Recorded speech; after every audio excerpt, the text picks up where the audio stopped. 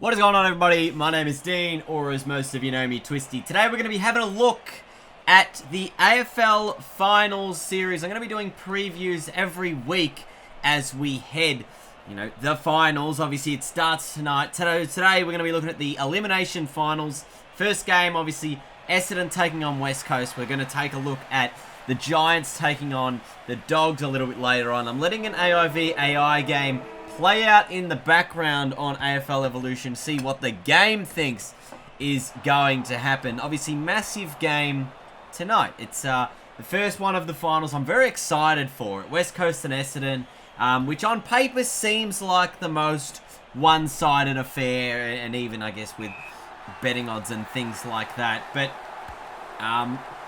West Coast, I still feel, are a very, very strong team. You look at the Premiers over the past 4 or 5 years, you need to win at least 15 games in the home and away season to win the premiership. Even with the Dogs, who came from 7th in 2016, they won 15 games in 7. So they were still a very, very strong side coming from 7th in that year. So West Coast, they won 15 games this year.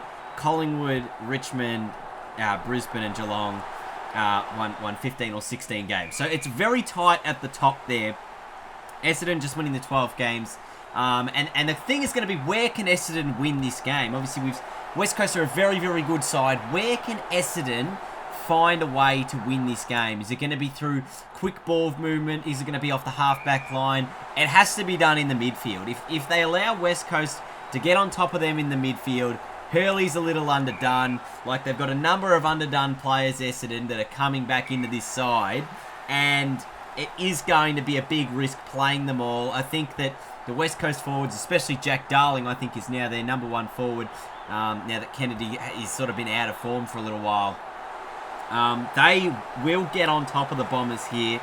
And I think that is going to be the key for the Eagles. They can sort of use this game as their base for how they're going to play the rest of this final series, because they have arguably the tougher draw for the preliminary final or whatever. They're going to play at the MCG next week. Whoever wins this game, I'm just assuming West Coast are winning, because that's my opinion. I think that's what's going to happen. I give Essendon a small chance, but I feel West Coast are the stronger side. So they are up against it. They'll have to play either Collingwood or Geelong at the G next week, and then they'll have to play either Richmond at the G again or Brisbane at the Gabba, which is a big, tough road trip, especially the longest road trip in all of the AFL, going from Perth to Brisbane. So that's sort of how I see that playing out. It's going to be a tough road for West Coast. They're going to have to win 4 in a row, obviously from outside the 4, to win the premiership, and this is their only game in Perth. Will all the travel take its toll on them later on in the finals? I don't know. But as for right now, I think they're going to win this game. I think they're going to win this game quite comfortably, anywhere between the sort of 4 to 8 goal range. It could be a very, very, mediocre type game. Could be over at half-time. But it could also go to the death. We've seen Essendon have a lot of comeback performances this year, so we'll wait and see on how that plays out. Personally, what did the game do? The game had West Coast winning by just 15 points in the end. I reckon West Coast by around about that 5.5 goal mark, which is 33 points, and they will progress to the second week of the finals. But I hope it's a cracking game. I really do. I hope it's a really, really close encounter, because it's finals footy. I want to see some close games. Wouldn't that be exciting? You know what I mean?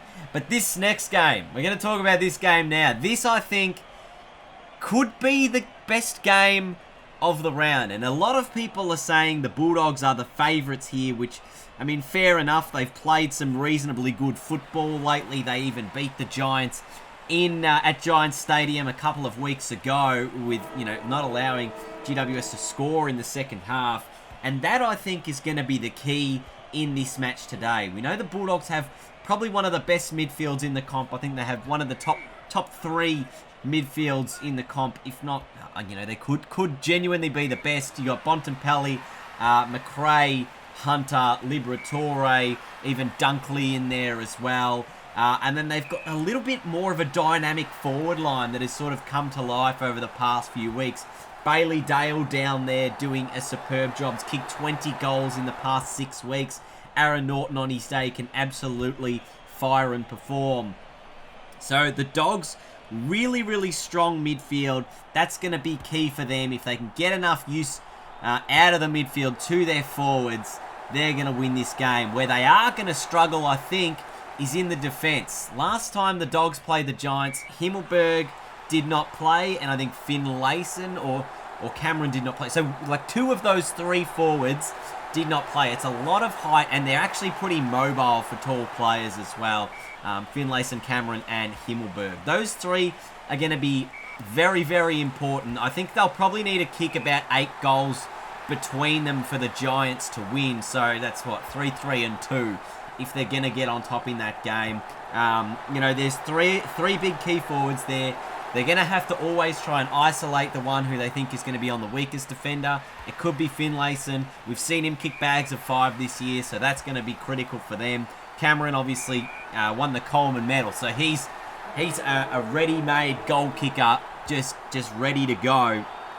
But their second half drop-offs of late have been a little bit concerning for the Giants. Their second half drop-offs in the past 3 or 4 weeks haven't been that great. They had the game against Hawthorn in the snow where, you know, they just did not score in the second half. Only kicked, 4 goals, 5 for the whole match.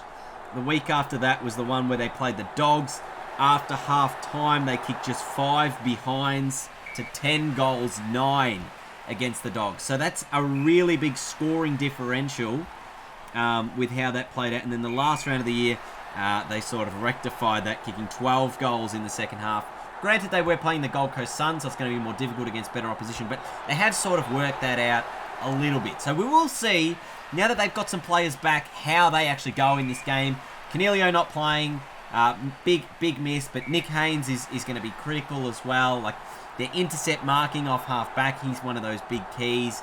And I actually think this is probably going to be one of the better games of this finals series. But I look at these first 4 games this week, and I don't see a clear winner in any of them, bar the West Coast one. He's probably the one I'm most confident on when I say West Coast will win that game. The rest of them, I don't even know what I've predicted for this one. I think the Giants will win. I think their best footy we've seen this year is better than the Bulldogs' best footy.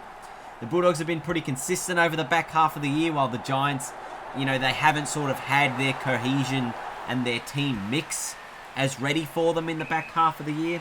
They've got a few guys back together, so whether or not they click in this first week of finals is obviously going to be a big deal for them.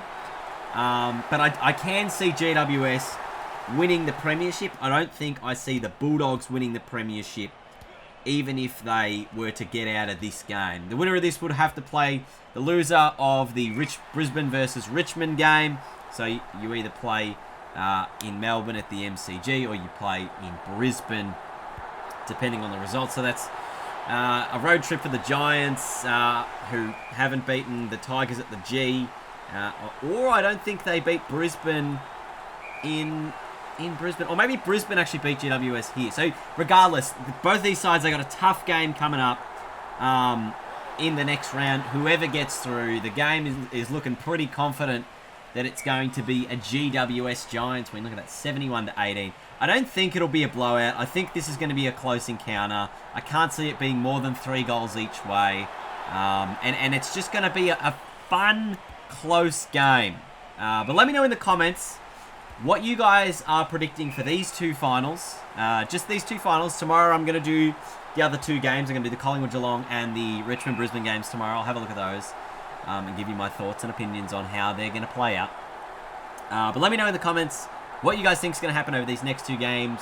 And if you get it right, I'll feature them next week when I do the previews of next week's games at some stage next week.